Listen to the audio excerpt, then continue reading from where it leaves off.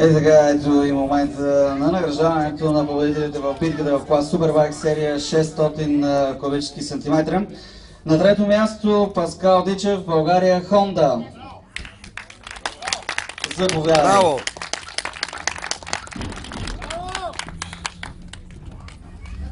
Второ място за вице-шампиона тази година. Живеят двамата с Паскал Дичев на една и съща улица. Аплодисменти за Петър Петров, Ямаха. Браво!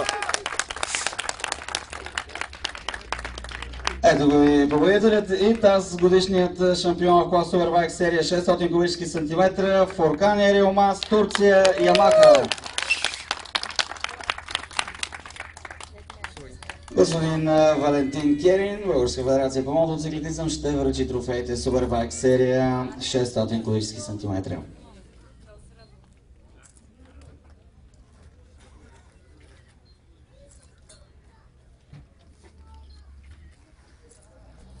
Аплодисменти на победителя Турция.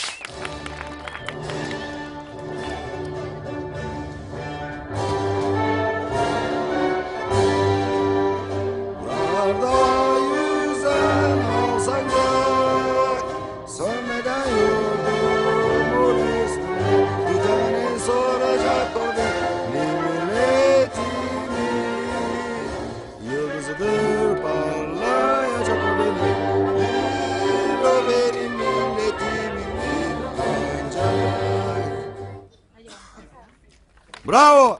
Ето едно хубаво момиче, сега ще ви връчи шампанското. След малко продължаваме с клас Супербайк серия 1000 кубически сантиметра. Şampiyon, tebrik ederim seni. Kamerayı çektin mi? Çektim. İstiklal Marşı Tamam. Hocam. Tamam.